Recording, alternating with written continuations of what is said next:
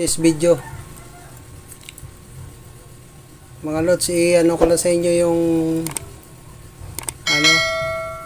gagawin kong kape. Bigas po to, bigas.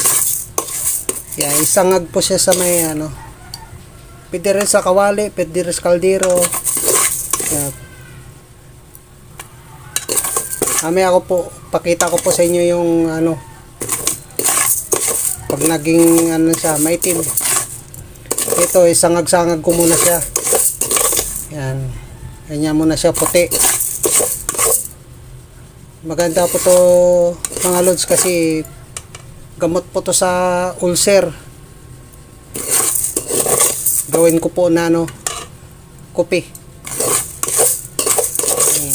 Kasi sinisikmura ako.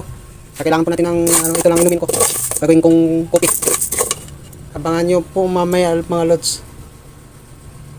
Yung yan ang mga idol. Mitim na siya. Ang po rito, pag nangitim na po talaga siya mga lods, pasensya na po, mausok. Pwede nyo po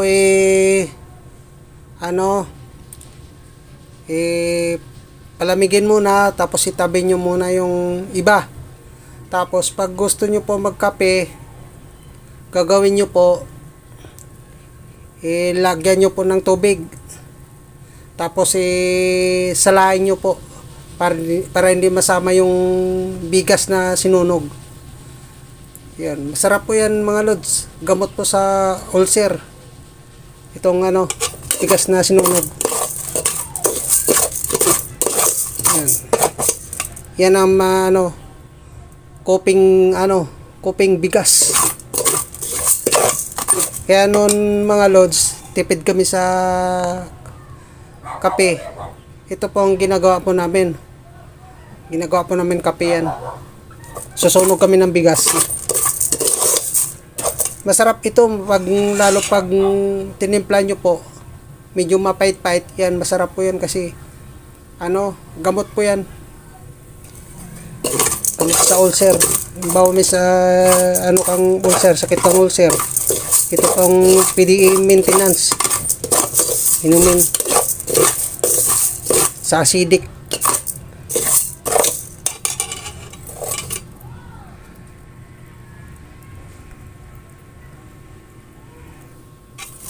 Mamaya, pag nasunog na po lahat yan, lagyan ko na tubig.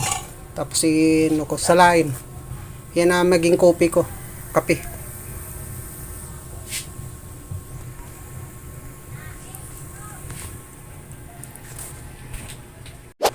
Yan ang mga lods, nilagyan ko na po ng tubig.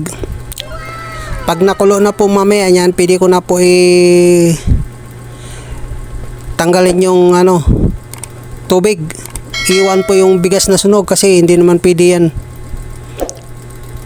Kung gusto nyo rin po gawin mga lods, isangag nyo po muna yung bigas hanggang sa masunog, tapos lagyan nyo na tubig. Yun lang mga kin. Shoutout po muna kay John TV at kay Bert Jamil Nel TV Vlog, kay Idol Inting Kabutingting Course Repair and Tutorial, at sa lahat po,